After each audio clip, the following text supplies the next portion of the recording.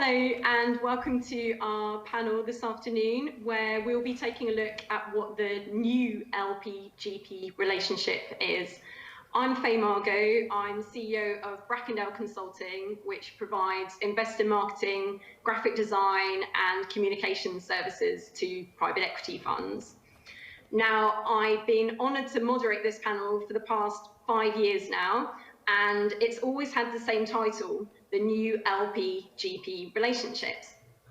Now, it's always been an interesting panel, but I've come to realise we've often debated very similar topics, and there hasn't been so much focus on the new. This year, however, there is plenty to say on new topics, and so we have a lot to talk about. And I have 4 very well-informed experts with me on this panel to offer very unique perspectives. And I'm going to leave them to introduce themselves, each with a couple of sentences about their specialisation. Shall I start with you, Raphael? Sure. Hi, Faye. Hi, everyone. Thank you for having me here today. So it's a pleasure. So I'm Raphael Ketché. I work for the French Caisse des Dépôts, where I'm responsible for the investment in unlisted funds. So that covers private equity funds, but also debt funds and infrastructure funds, both in Europe and the US. We invest from, both from the regulated savings of the French people, but also from the balance sheet of the group. Thank you. Moving to Tiana now. Hello, Faye. Hello, everyone. Hello, everyone who is watching also. So I'm Tiana Rambatomanga. I'm a partner in Stevenson Howard in Paris. I'm in charge of the funds practice, focusing on unlisted funds. And we represent GPs, as well as LP, and are involved in secondary work, everything which is related to investment fund, globally speaking. Great, thank you. Amanda. Oh, you're on mute. Unmute. Thank you, and thank you for having me back. I think this is the 3rd year that I have the pleasure of being on your panel. Amanda Tonsgaard, I work for Trident. We're a mid-market investment firm based in Europe, Northern Europe. We have private equity, smaller mid-market fund, and a credit fund. We're currently investing out of a 5.2 billion fund we raised a few years ago. I work in the investor relations team. I look after co-investment secondaries as well as part of that. Perfect, thank you. Emmeram. Thank you, Faye. My name is Emmeram von Braun. I'm the founder of AssetMetrix, and it's a pleasure to be here on this panel with you. I've had the good fortune to be in the private equity industry for over 25 years. First nearly 10 years with Allianz in Munich, where I co-launched the private equity program. Then a subsequent 13 years as a private equity fund of funds manager based in Munich, raising from German insurance companies and pension funds and investing in North America and Europe. And since 2013, building up AssetMetrix together with a team of now over 80 people. Our focus is data capture, data analytics, a technology platform through which LPs, GPs, and their service providers can communicate. And lastly, of course, also reporting and monitoring output. We believe that technology is playing an increasingly important game in all of this. And with that, thank you for having me on the panel. Thank you. Thanks to all of you. We have a really interesting panel. As you can see, we have an LP, a GP, a lawyer, and a data and technology expert. So we should have some really interesting views on the session. So the format is obviously very different from previous years, but anyone listening in, you still have the chance to ask questions rather. There's a function on the platform, so feel free to type in your questions during the session, and apparently I'll be sent messages as and when you do this. So let's begin. An important theme for this panel is the impact of COVID on LP-GP relationships and the role of technology within that. I thought maybe we could start by looking at how GPs are interacting and communicating with existing LPs, and whether adequate reporting and transparency is being carried out, what are they doing right, what aren't they doing right. I thought maybe we could start with Raphael, because you're arguably best placed, you're on the receiving end. What are you seeing in the market? Yeah, well, first of all, making a primary commitment is writing a 10-year plus check, right? So, forging trusted relationship between managers and investors is central to what we do, and is probably the most important thing. When LPs, look for GPs to invest with, they look for GPs with great performance. They look for GPs which will be able to generate those great performance in a sustainable manner for most of them. And they also look for a very high degree of transparency. I would say that, probably, obviously, the move to remote working has put a strain on the LP-GP dynamic, but most GPs have really understood that, building relationships is central to what we do. Nobody could really predict before the pandemic hit which sectors, which industry was going to be impacted or not. I firmly believe that if you are a GP and you have a portfolio that has been impacted, but that you've had a level of communication with your LPs that enabled them to assess whether you have reacted in a timely manner, or whether your response has been accurate, then there is no reason why this LP shouldn't consider your next fundraising and wouldn't consider supporting you again in the future. So, I mean, all in all, I have to say I was very pleasantly surprised by the level of communication that we have received from the GPs we've invested with, in the last year or so. And it has really gone from weekly calls, then a call every month. But we've had a great amount of detail, and we've been able to assess who's done what and in which timing. So that being said, although I have a lot of positive things to say on this communication over the last year, there is still a lot of room to improve, because when I look at our portfolio, which is composed of 250 funds today, what I receive from those funds, although we are in an industry which has raised about $1 trillion last year, but what I receive from my 250 funds are PDF reportings that I can't plug into my IT systems. And what I want to do as an LP is to be able to monitor, but also to have a dynamic approach when it comes to managing our portfolio. So it's being able to plug the IT into the system. It's being able to have some cash flow provisions of some kind. It's being able also, to have a number of more transparency when it comes to a number of things, equity bridges and so on and so forth. So, long answer is good communication for the past year, but still room to improve. News there from you, Raphael, and I think your point about how you receive the data and the different formats it arrives to you in, that might be a good point for Emmeram to pick up on, because that's very much what you're focused on doing, isn't it? Well, indeed. Thank you, Faye, and thank you, Raphael. I mean, you're making my case here. Thank you. I've had a career that started at a desk like yours. Then went to a fund manager, in my case a fund manager, and now sitting at the desk of a service provider, technology-enabled service provider. And it is exactly that motivation that made us build this company, is to support the exchange of data points between those who manage assets and those who may have assets or make assets available. In the end, the LP-GP relationship is about trust. I think you probably encountered it at the time when you made your investments. You have to get over this trust point to make and write the commitment. In times like these, when we cannot meet, I think trust has to be supported by additional measures. And certainly transparency is one additional one.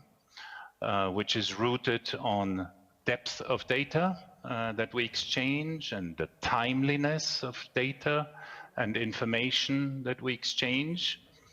The points that you have brought up about PDFs still being our main conduit of exchange of information actually is not really compliant with sort of the preaching that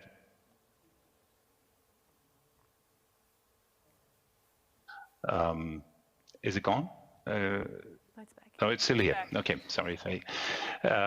So I can only second that, and we at AssetMetrix are very much trying to support a much closer interaction and an exchange platform on which insights can be gained, but also data can be exchanged, and give LPs a much greater flexibility to slice and dice the data.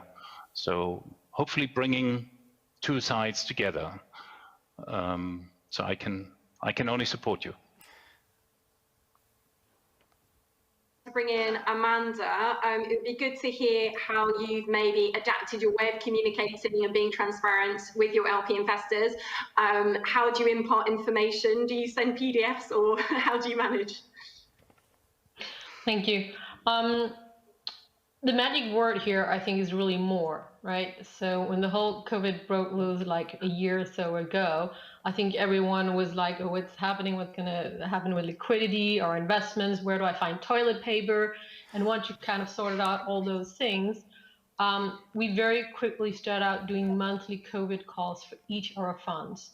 Needless to say, it was a lot of work, but I think there was a great demand for having regular updates.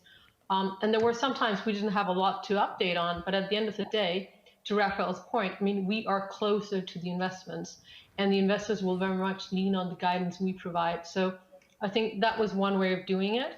And these were open meetings. We took questions, even if, to be honest, at the beginning, we didn't really know a lot. We got a lot of LP requests in. Some were like, can you give us traffic lights? What's the impact on, you know, the next year's cash flow, revenues, et cetera? And of course, we were not in a stage or position to say that. I mean, I don't think anyone was. But of course,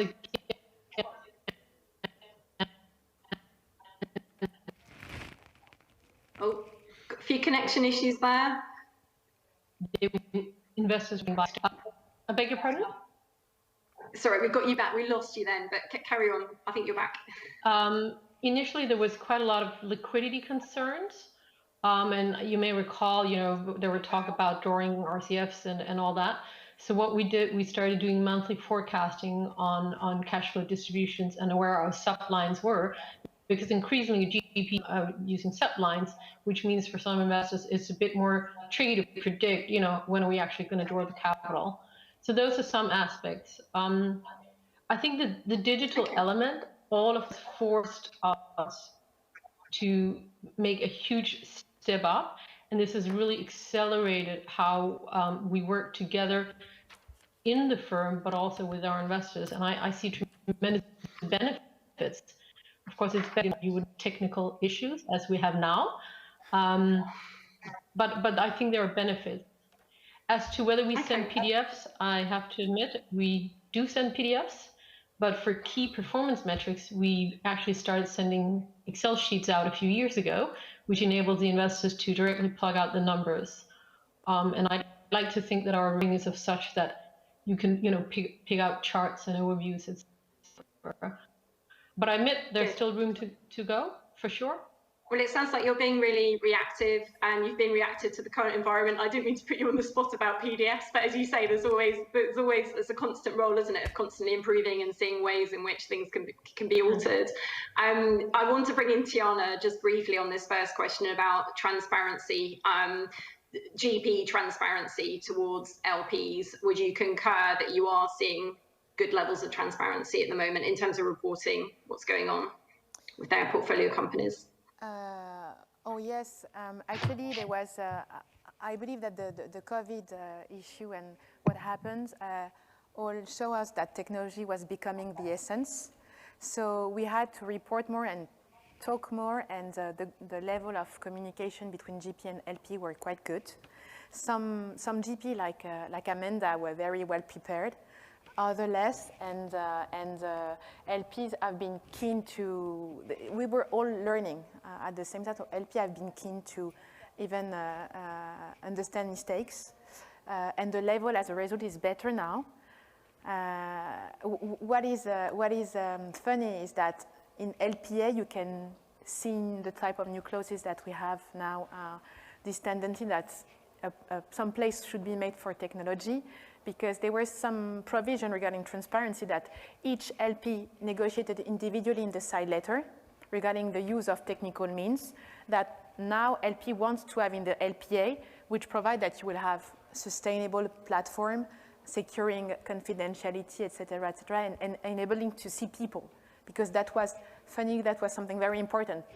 What Raphael said about PDF, I think it was also about that, being arm's length and seeing your GP and your LP. Good, thank you.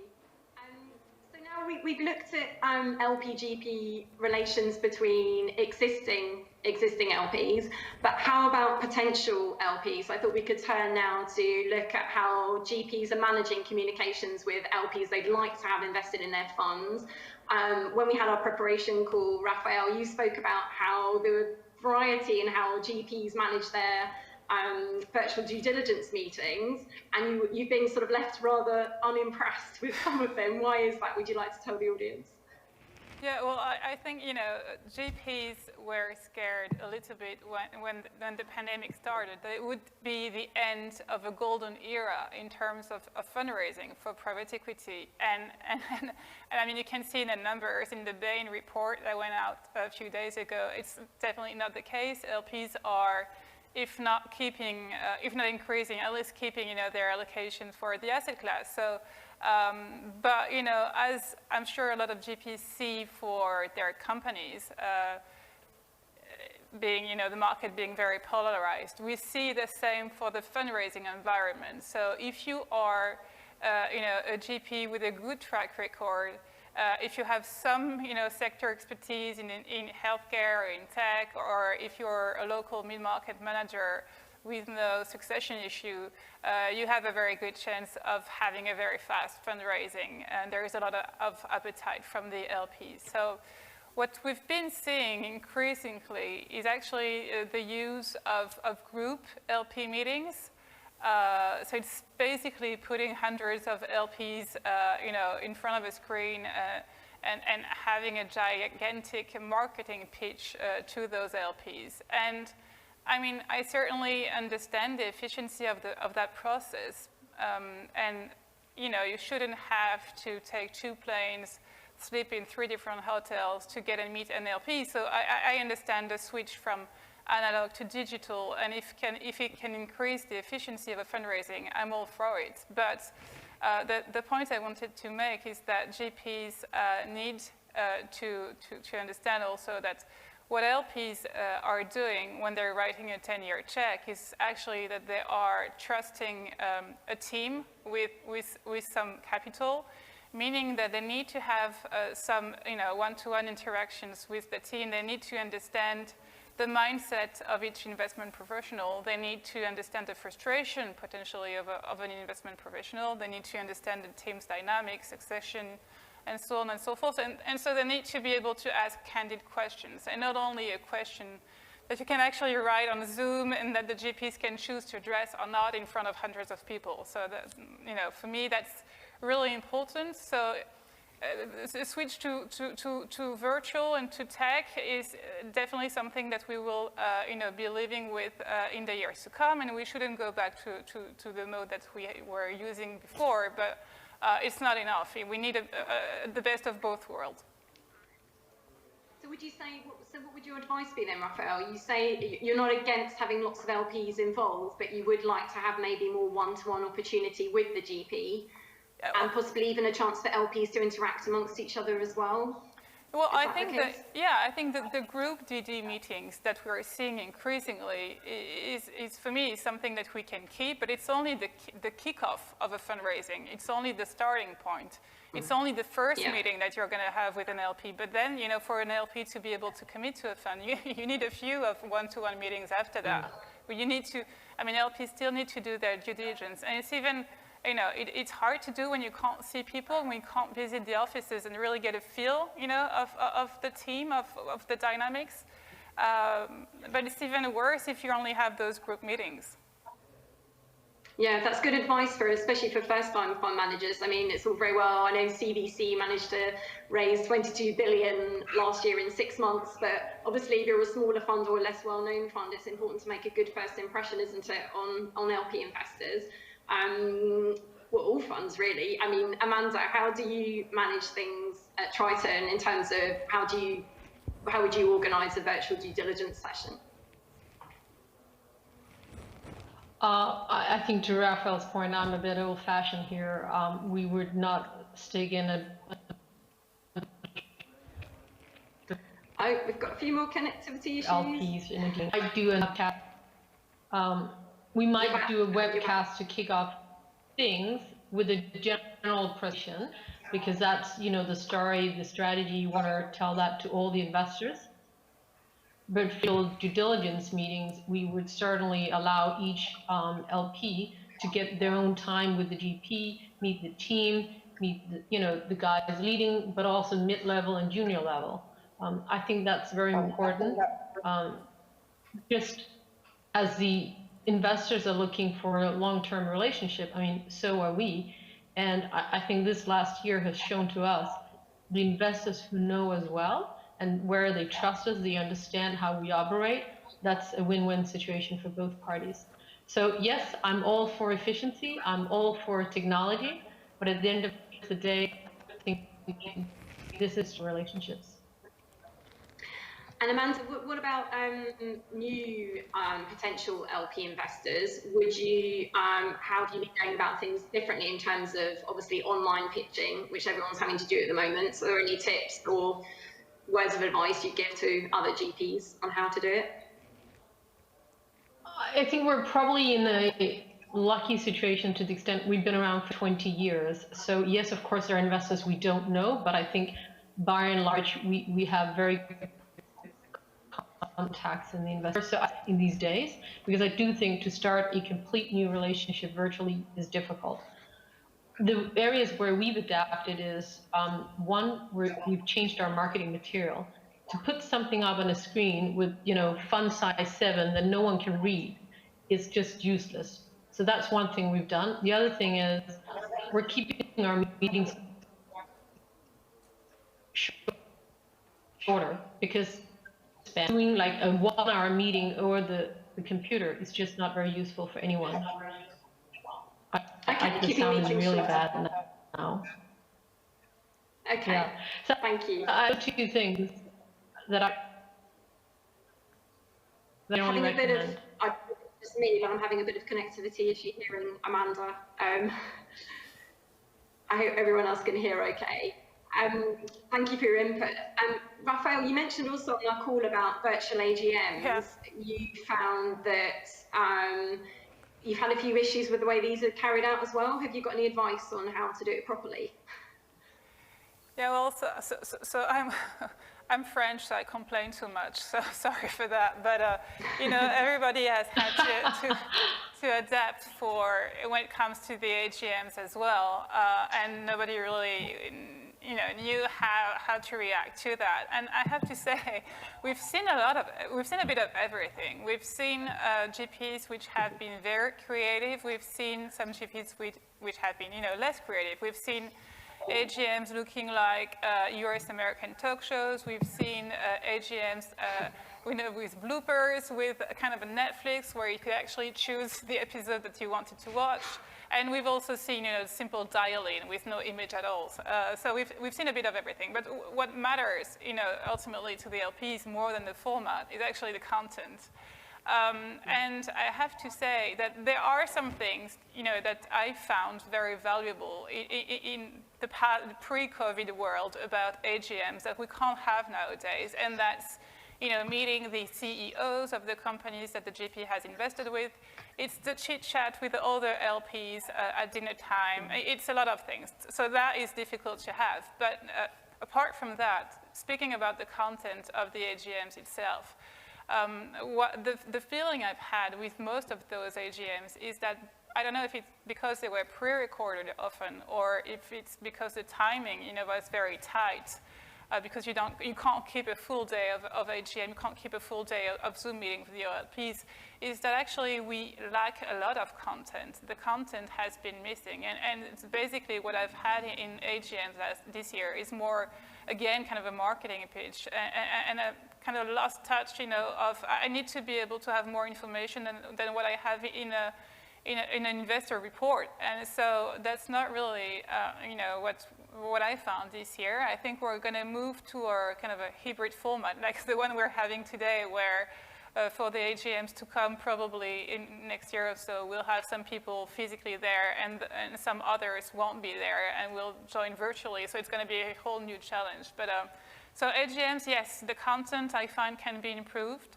The thing I saw from some GPs, which I thought was interesting, is, yes, maybe have a shorter AGM, but then have maybe some dedicated webinars on some subjects. And that's highly valuable for LPs.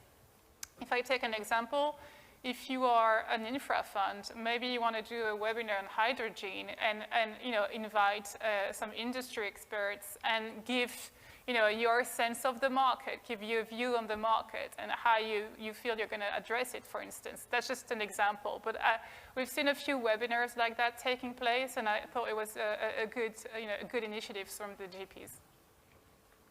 Some valuable advice there. So Amanda, you're obviously already doing webinars, and a lot of the things I think already on Raphael's list there, having live events is obviously important. And another thing you mentioned, you like to be able to discuss with other LPs and not having the GP always there. I remember you said on our prep call that was important. So just how about now? Go on. Sorry. No, I was just going to say for our AGM, what we tried to do was we had a dedicated portal for our annual investor meeting, and we actually created a virtual networking lounge where investors could chat with each other without us being around. I think quite a few actually used it, but I'm sure technology has moved on massively since then. So I hope if we have to do a virtual event again, we will be able to do even better. But I think the challenge for the GPs and for everyone has been, how do you emulate the in-person meetings when you actually can't meet in person? And I don't think we've cracked that out. I don't think we ever will. But it's a question of, in these circumstances, how do you get the best out of it? Yeah, I think you're right. I don't think ultimately technology can't replace 100% can it, being face-to-face, but it's done a lot of good in terms of allowing some form of, positive interaction at least. And my next question is based on, still staying on the theme of technology, in terms of data sharing between LPs and GPs. I thought this question is more relevant for Tiana and Emmeram. Obviously, Emmeram, that's your area of specialization. Can you talk a bit more about how advances in technology is helping data sharing, how you can maintain uniformity in the way data is exchanged, and also technology, in my experience, isn't infallible. What happens when things go wrong? If you could address some of those questions, that would be great. Sure. Sure, very happy to do that.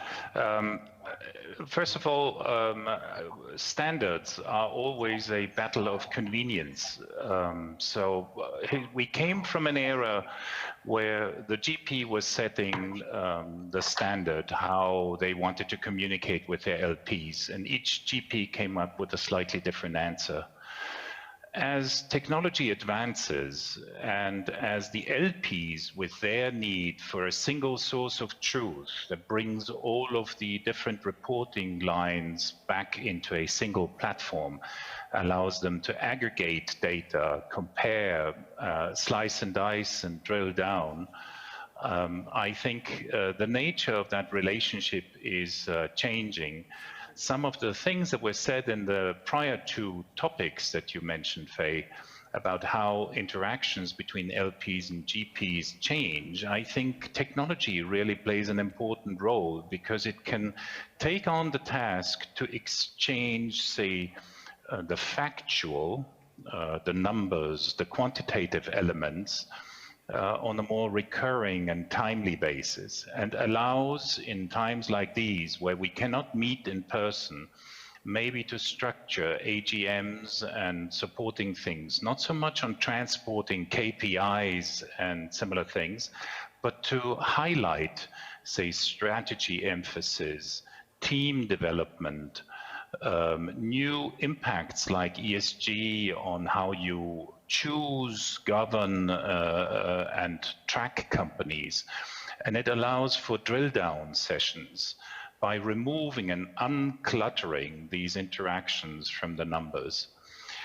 Nevertheless, technology, you were asking about the infallibility of technology. We all know that cybersecurity and things like that are at the forefront of all people. We're trading with a very precious currency, which is called the data of your either investors or, which is a very GDPR relevant topic or local regulation topic, but also data about the investee companies that need to be protected from improper use or abuse, right? So investments into IT security are key. It's certainly something that we had to master as we were developing our strategic partnership with BNP.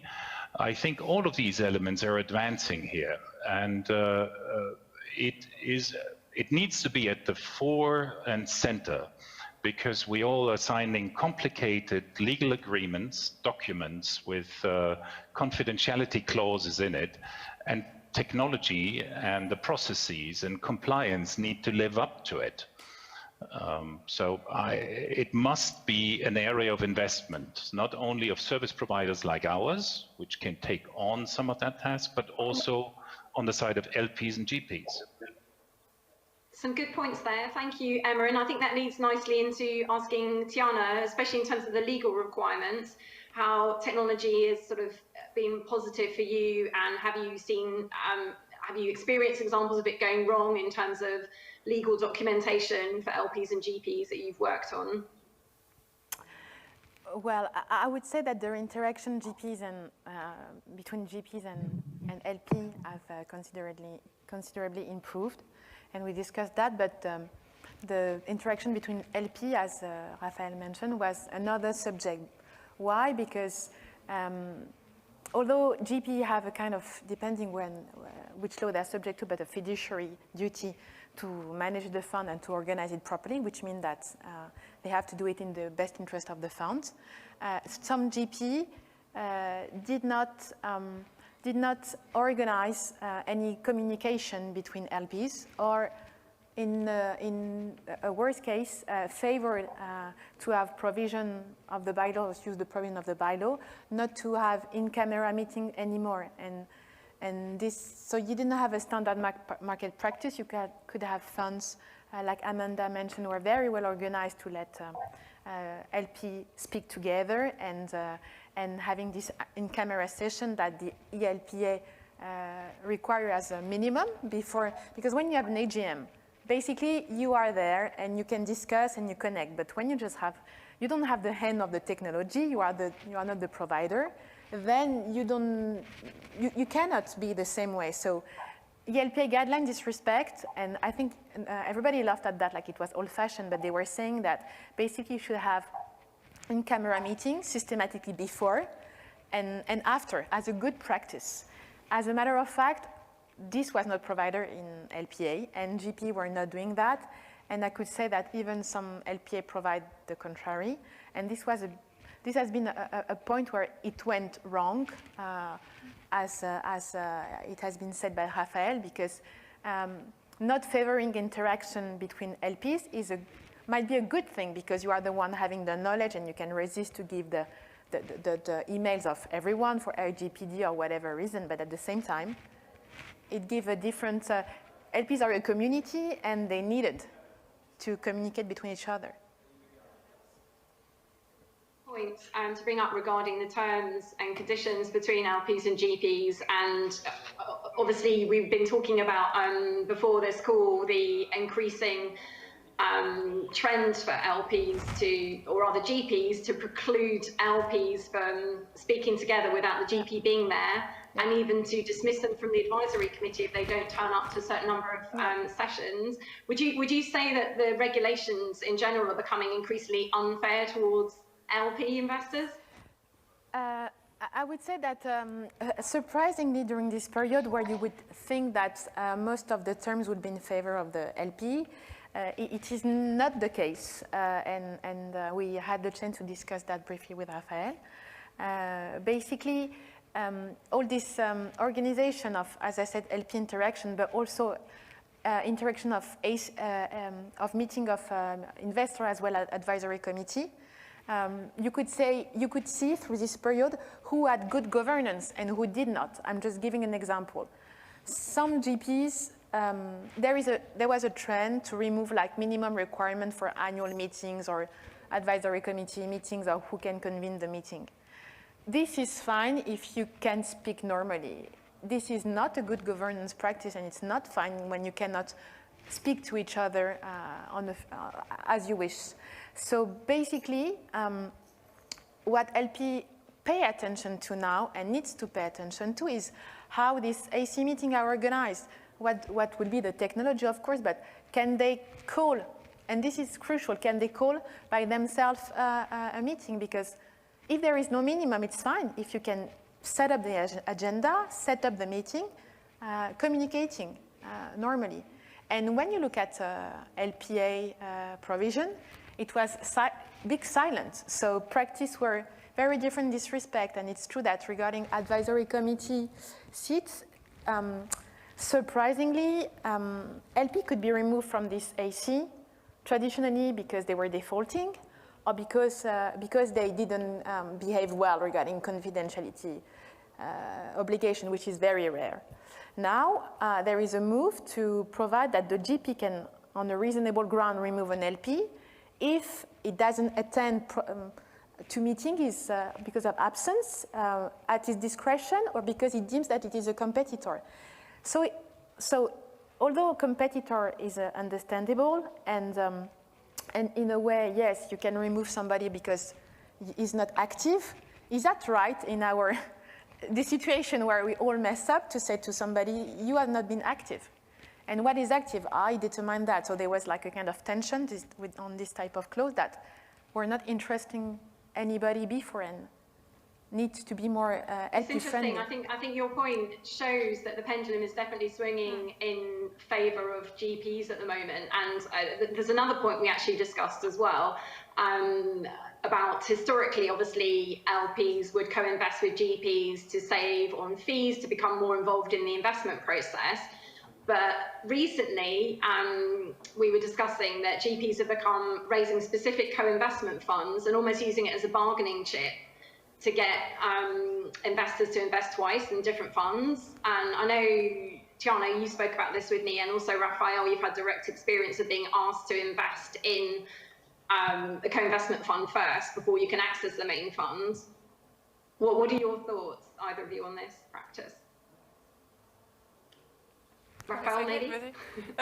Well, no, I mean, in general, to Tiana's point, definitely GPs, with, again, the GP in the right part of the market, so the GP with a good track record and a stable team and so on and so forth, definitely has a lot of power when it comes to legal terms. And some of them are definitely using that power, and that leads to things that we find not to be at all, aligned with the standards of the market. So it may be commonly step up of carried. It may be a switch from a European waterfall for a European GP to, for instance, an American waterfall, just to give you a few instances. Not that I want to give bad ideas to some GPs which might be looking at that, but yeah, so that's an example. And it's also, you have some GPs, as you were saying, that it's like playing the game, you need to do that fund in order for you to get access to the other one. And that's kind of a very aggressive marketing game that we at CDC, we don't want to play. So there are a number of actually put you off investing in a fund. Yeah. If a fund were to do that. Yeah, there are definitely a number of re-ups that we didn't do based solely on that. So I'm talking here about GPs which have had some great performance for us and for their LPs. And, you know, which we found went too far, and we are not comfortable. We are, you know, investing from the regulated savings of the French people. So there is, at some point, you need to. Enough's enough.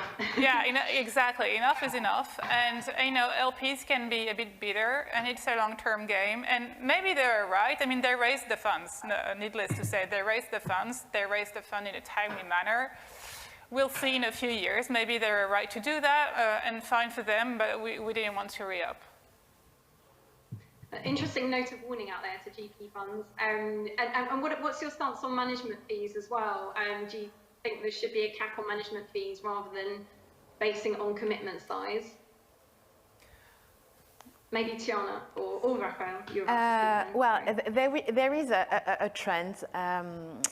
I would say yes, a trend for GPs to propose commitment on a total commitment basis versus invested capital, and it had some success, surprisingly, during this crisis for different reasons. One of them being that this GP, it really depends of the business of the fund, but some GP would like to have a cap on total commitments in the event that you would have a global cap on management fee, because this is better for them in terms of visibility and in terms of LP. With the COVID context, what's happening is that you are not so sure about how you will invest and how long the fund will last. So having a global cap that the management company has to deal with, like 15% of the total commitments, and a management fee based on just total commitment, means that you know how much you will spend. And if they want to take 6 years, it's fine. And if they want to take 12 years to divest, it's fine. So yes, there is this tendency at work. And I think in terms of good practice, it could be something very positive because you know about the cost. And there is no pressure to invest quickly at some point because you will switch in the system where you would be then on invested amount.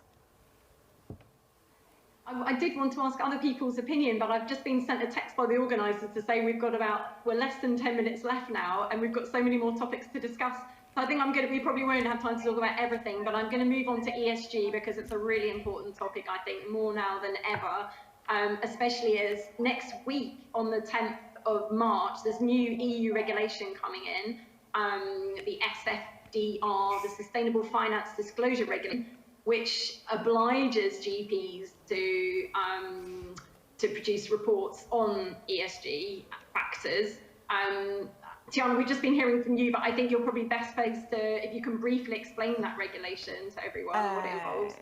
Yeah, sure. So briefly, SFDR regulation, the principal purpose is twofold. First, to promote sustainable investment, because everybody talks about ESG, sustainable investment, especially in private equity, but nobody had to account for that. So promotion means also regulation. So this regulation applies in the whole EU and applies to all fund managers and all funds. So it obliges fund manager to give reporting, but to disclose also whether they take sustainability risk into account, the manner they do, and if they don't, why they don't. So this first step of regulation will come into force next week, 10th of March. And at the same time, depending on your investment objective and how you take into account ESG, you have a dedicated reporting to provide to your LP. And this is compulsory. So you have GPs have to adapt their documentation, but also the way they will report. And this is very positive because it's everything. It's the same regulation, for all of us in Europe.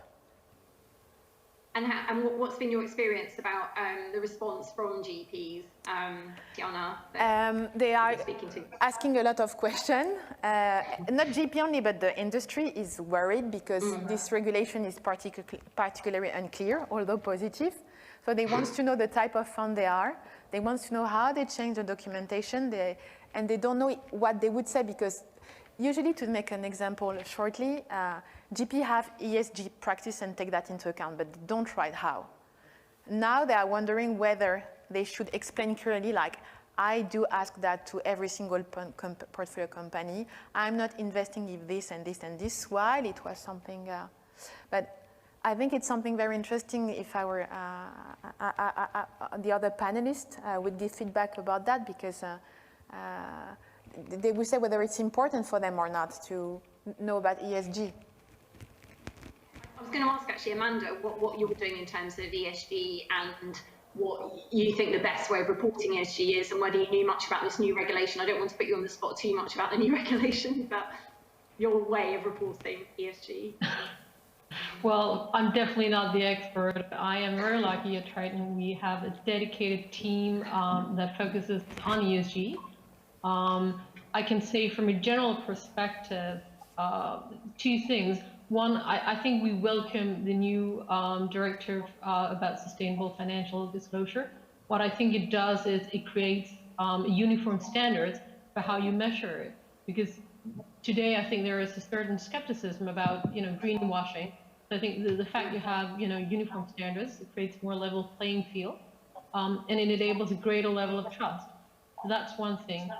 I think Triton, as many other firms, we've moved from ESG being value protection to activation, and we see it as an integral part of our value creation toolbox, along the lines of digital, capital, full potential, have you. We've been tracking ESG KPIs in our portfolio companies since 2015. And last year, we published our first sustainability report. And some of you may say, gosh, that's really late for you, Triton.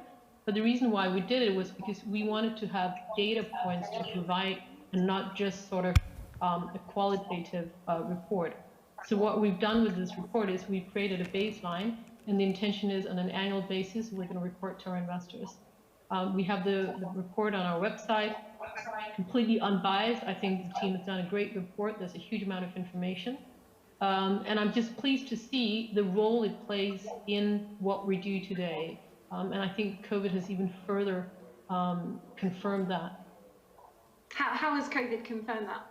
That's interesting, that point. I think people have taken a bit of a step back and said we need to have a longer term view on things, and part of good as we talked about governance beforehand. I mean, that's absolutely fundamental, but also the whole sort of impact on the environment. We at Triton, one of our core sectors is industrials.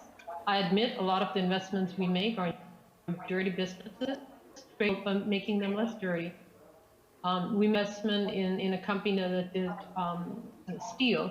We reduce the carbon footprint by 80%.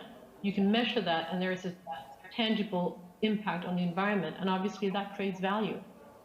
It's interesting to see how COVID does help put ESG in the spotlight. I'm having to hurry up a bit because we've got 2 more minutes, and I want to hear from Emmeram briefly as well. On you mentioned on our call that we had about how technology is helping ESG regulation in order to report effectively on ESG. What would you say the best practice is for ESG reporting? Well, best practices is always a difficult definition. I mean, we've developed views. So in the US, we have looked at the Sustainability Accounting Standards Board to track what they're setting up for industries.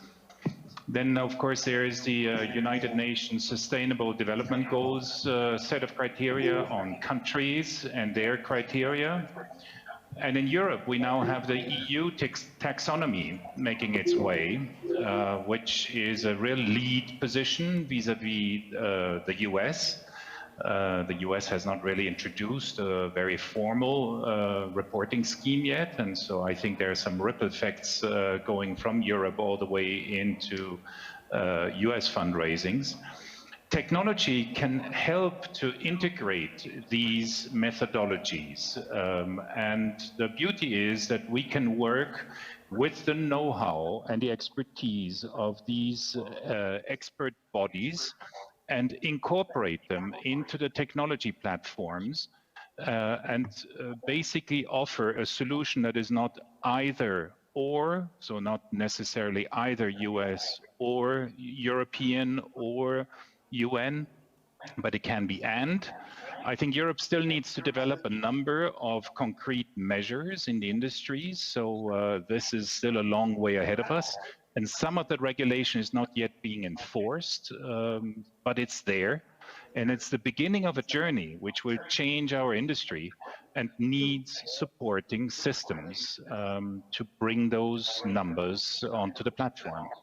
Very good. So we're waiting a bit more clarity, but obviously the technology's there in order to provide for the reporting when those specifications are there. I just wanted to hear, I've been texted to say time out on the conference, but I did want to very quickly hear from Raphael, how easy is it to tell when an ESG report is style over substance, and sort of what are the key things you look out for? Maybe just in 2 sentences, if that's possible, in an ESG report.